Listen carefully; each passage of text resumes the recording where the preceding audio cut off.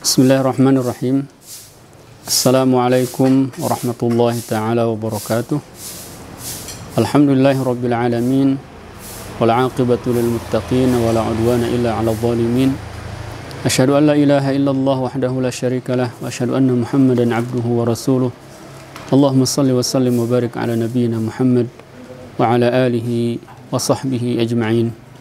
Amma ba'du. Hadirin jamaah yang muliakan Allah Subhanahu wa taala, para pendengar yang dimuliakan oleh Allah Subhanahu wa taala.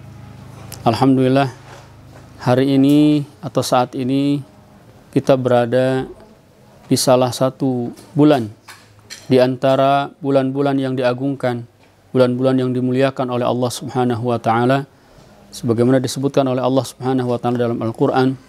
Inna iddatash syuhuri 'indallahi 12 syahra fi kitabillah yauma khalaqas samawati wal arda minha arba'atun hurum.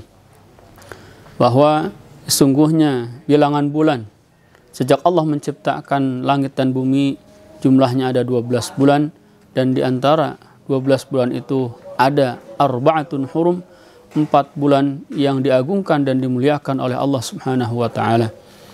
4 bulan tersebut disebutkan oleh Nabi Shallallahu Alaihi Wasallam, yaitu bulan Dzulqa'dah, Dzulhijjah, ya, dan Muharram yang berturut-turut. Kemudian bulan Rajab yang terpisah, artinya terpisah tidak berurut sebagaimana urutannya Dzulqa'dah, Dzulhijjah, dan bulan Muharram.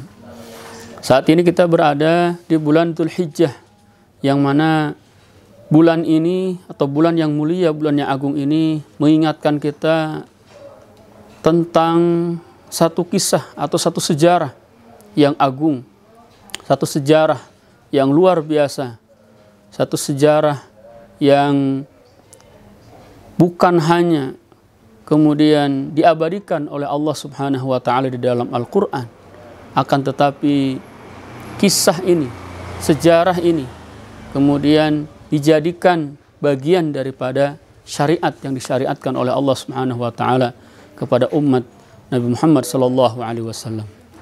Kisah tersebut adalah kisah Ibrahim alaihissalam. Tentu tidak semata-mata Allah Subhanahu wa taala kemudian menjadikan bagian dari sejarah beliau menjadi sebuah manasik, sebuah syariat, melainkan di dalam sejarah tersebut memiliki nilai yang sangat agung, memiliki nilai yang sangat luar biasa, yang patut kita contoh, yang patut kita ambil pelajarannya.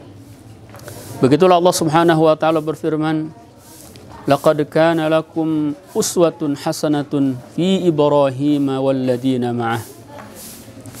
Sungguh telah ada teladan bagi kalian, ada suri tauladan, ada contoh teladan pada diri Ibrahim beserta orang-orang yang beriman dengannya. Jamaah yang dimuliakan oleh Allah Subhanahu wa taala, jika kita membaca kembali sejarah Nabi Ibrahim alaihissalam, paling tidak saya ingin mencoba menyampaikan beberapa poin pelajaran yang bisa kita ambil dari sosok Ibrahim alaihissalam, dari sejarah beliau yang Allah abadikan dalam Al-Quran, dan coba kita korelasikan dengan kondisi kita hari ini, wabil khusus terkait dengan wabah atau pandemi COVID-19 yang sampai hari ini masih dirasakan oleh kita semua. Pelajaran yang pertama yang bisa kita ambil dari sosok Ibrahim alaihissalam adalah tentang keyakinan, tentang keyakinan yang luar biasa, keyakinan yang penuh kepada Allah Subhanahu wa taala. Tentu keyakinan Nabi Ibrahim alaihissalam kepada Allah Subhanahu wa taala merupakan hasil proses, hasil pencarian. Sejak beliau melihat malam, kemudian melihat bintang, melihat bulan, sampai melihat matahari, sampai pada akhirnya kemudian Nabi Ibrahim menemukan satu keyakinan yang tidak pernah tergoyahkan, yaitu keyakinan kepada Allah Subhanahu wa taala sebagai Sang Pencipta, sebagai zat yang mengatur segala sesuatu, Maka dari keyakinan inilah kemudian Nabi Ibrahim alaihissalam mampu untuk melewati semua cobaan-cobaan dan ujian-ujian yang Allah berikan kepada beliau, sehingga layak kemudian digolongkan kepada para rasul, para nabi yang digelari dengan ulul azmi. Lihatlah bagaimana Ibrahim alaihissalam dengan keyakinannya dan kepasrahannya yang luar biasa saat diperintahkan oleh Allah untuk meninggalkan istrinya yang sedang mengandung, ya, Ismail alaihissalam di Makkah Al-Mukarramah, ya, di sebuah tempat yang tandus, di sebuah tempat yang tidak ada tumbuhan, tidak ada orang lain, ya, tapi dengan keyakinan yang penuh Nabi Ibrahim alaihissalam melangkahkan kakinya, sehingga ketika ditanya oleh istrinya, "Allahu amuruka bihadza?" Wahai Ibrahim, apakah Allah yang menyuruh engkau untuk meninggalkan, untuk melakukan seperti ini? Nabi Ibrahim pun hanya mengangguk. Itulah keyakinan yang mantap bagi Ibrahim alaihissalam atas keyakinan dan kepasrahannya kepada Allah subhanahu wa ta'ala. Yang kedua, bagaimana ketika Nabi Ibrahim mendapatkan perintah setelah kembalinya ke Makkah, kemudian melihat putranya yang sedang tumbuh, ya, turun perintah dari Allah subhanahu wa ta'ala melalui mimpi untuk menyembelihnya, ya, maka dengan penuh kepasrahan, penuh kemantapan, beliau pun kemudian melaksanakan perintah Allah subhanahu wa ta'ala tersebut, sehingga Nabi Ibrahim lulus dari ujian-ujian yang Allah berikan kepada beliau. Jamaah yang memuliakan Allah subhanahu wa ta'ala, COVID-19 yang sedang melanda dunia hari ini, tentu itu semuanya tidak terlepas dari tadbirnya Allah subhanahu wa ta'ala. Semua itu adalah atas perintah Allah subhanahu wa ta'ala, atas izin Allah subhanahu wa ta'ala, atas kendali Allah subhanahu wa ta'ala. Maka yakinlah bahwa semua atas kendali Allah subhanahu wa ta'ala. Maka semuanya juga tidak akan bisa berakhir kecuali dengan izin Allah subhanahu wa ta'ala. Yakinlah di balik pandemi ini, di balik musibah ini, ada kebaikan-kebaikan yang sedang Allah persiapkan untuk umat manusia secara umum.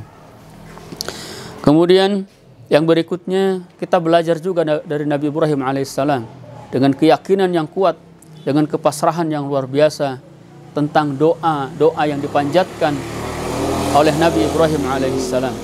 Sekali lagi, tentang doa yang dipanjatkan oleh Nabi Ibrahim alaihissalam. Walaupun doa-doa yang beliau panjatkan kadang-kadang adalah doa-doa yang sekilas terlihat mustahil, tapi dengan penuh keyakinan Nabi Ibrahim alaihissalam memanjatkan doa-doa itu, karena bagi Allah tidak ada yang mustahil.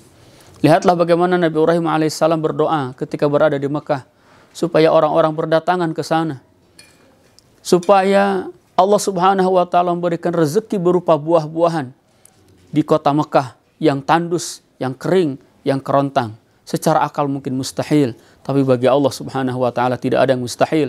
Kita lihat hari ini adalah bagian dari dikabulkannya doa Nabi Ibrahim alaihissalam. Semua orang berbondong-bondong ingin ke Mekah, dan semua orang di Mekah pasti menyaksikan bagaimana Allah subhanahu wa ta'ala memberikan kelimpahan-kelimpahan berupa buah-buahan yang bermacam-macam. Buah apapun yang kita cari di Mekah, insya Allah ada. Itu adalah bagian daripada doa atau dikabulkannya doa Nabi Ibrahim alaihissalam. Maka berdoalah dengan penuh keyakinan kepada Allah subhanahu wa ta'ala. Saat pandemi seperti ini, jangan resah, jangan gundah, jangan galau. Perkuatlah diri kita dengan mendekatkan diri kepada Allah. Perkuatlah dengan doa-doa kepada Allah subhanahu wa ta'ala. Sekali lagi, tidak ada yang mustahil bagi Allah subhanahu wa ta'ala untuk menjaga kita. Tidak ada yang mustahil bagi Allah subhanahu wa ta'ala untuk menghentikan pandemi ini secara mendadak, sebagaimana pandemi itu datang kepada kita secara tiba-tiba. Jamaah sekalian dimuliakan oleh Allah subhanahu wa ta'ala, pelajaran berikutnya juga yang tidak kalah penting adalah tentang sosok Ismail alaihissalam. Tentu ini juga sebuah sosok yang sangat luar biasa, yang tentu lahir dari sosok yang luar biasa juga. Bagaimana ketika Ismail yang begitu masih kecil, baru bisa berjalan, ketika ditanya oleh ayahnya, "Wahai Ananda, sesungguhnya aku diperintahkan oleh Allah lewat mimpi untuk menyembelihmu. Apa pendapatmu?" Lihat jawaban yang keren, jawaban yang luar biasa dari seorang anak yang lahir dari seorang ayah yang luar biasa. Ya abati fa'al ma tu'mar satajiduni insyaallahu minas sabirin. Wahai hambaku, wahai ayahku, mohon maaf, wahai ayahku, laksanakanlah apa yang diperintahkan oleh Tuhan, oleh Allah Subhanahu wa taala. Insyaallah engkau akan mendapati aku di antara orang-orang yang bersabar pada ujian yang termasuk orang-orang yang bersabar atas ujian-ujian yang diberikan oleh Allah Subhanahu wa taala. Subhanallah.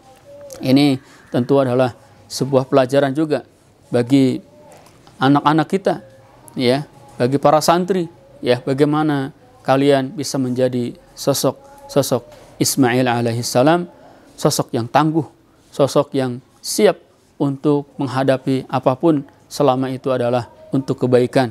Ketika kalian ada di pesantren, kalian harus siap dengan seluruh kegiatan-kegiatan, dengan seluruh pembinaan-pembinaan, ini karena semua itu insya Allah dalam rangka kebaikan-kebaikan yang kita persiapkan untuk masa depan kita semua. Hadirin yang dirahmati oleh Allah Subhanahu wa taala, insya Allah besok kita akan melaksanakan salah satu syariat yang disyariatkan oleh Allah Subhanahu wa taala, ya tentu juga bagian dari mengenang sejarah Nabi Ibrahim alaihissalam. Ya, besok hari Arafah, ya, maka disunahkan kita untuk berpuasa sunnah Arafah, yang dimana Nabi SAW bersabda bahwa puasa Arafah ahtasibu ilallah ayyukaffira as-sanah al-madiyah was-sanah al-qadimah, atau kama qala sallallahu alaihi wasallam, bahwa puasa Arafah, kata Nabi SAW, aku berharap kepada Allah Subhanahu wa taala dengan puasa Arafah itu bisa mengampuni dosa-dosa yang telah lalu dan dosa-dosa yang akan datang. Subhanallah, ini sebuah kesempatan bagi kita semua untuk melakukan puasa Arafah supaya dosa-dosa kita yang telah lalu setahun yang lalu diampuni oleh Allah Subhanahu wa taala, dan dosa-dosa setahun yang akan datang yang belum kita lakukan juga diampuni oleh Allah Subhanahu wa taala. Subhanallah. Kita tidak tahu apakah kita masih hidup setahun yang akan datang, tapi sudah ada jaminan dari Allah Subhanahu wa taala bahwa dosa-dosa kita sudah diampuni untuk 1 tahun yang akan datang dengan puasa Arafah ini. Kemudian di hari berikutnya juga salah satu sunnah besar yang disyariatkan kepada kita adalah bagaimana bagi kita yang diberikan kemampuan oleh Allah Subhanahu wa taala untuk melaksanakan kurban. Di mana Nabi sallallahu alaihi wasallam bersabda, tidak ada amalan yang paling Allah cintai di hari-hari ini selain daripada menyembelih hewan kurban di hari-hari tersebut.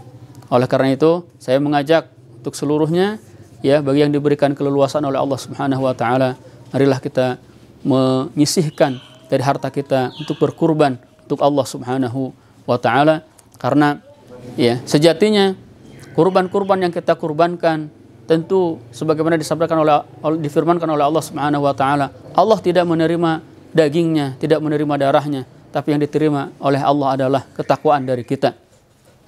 Juga Nabi SAW bersabda bahwa kelak kurban-kurban itu akan datang dengan bulunya, dengan kukunya, dengan tanduknya yang akan bersaksi di hadapan Allah Subhanahu wa taala. Subhanallah, yang disebutkan Nabi itu adalah kukunya, bulunya, tanduknya, seolah-olah yang datang itu adalah sesuatu yang tidak kita butuhkan dari kurban itu ketika kita di dunia. Ini maknanya, kukunya saja, bulunya saja itu akan menjadi saksi begitu berharga di sisi Allah Subhanahu wa taala, apalagi hal-hal yang lainnya. Jamaah sekalian yang dimuliakan Allah Subhanahu wa taala, terakhir saya atas nama pimpinan pesantren Terpadu Al-Kahfi dan seluruh jajaran mengucapkan taqabbalallahu minna wa minkum. Mohon maaf lahir dan batin. Selamat Hari Raya Idul Adha 1441 Hijriah. Taqabbalallahu minna wa minkum. Aqulu qouli hadza. Assalamualaikum warahmatullahi wabarakatuh.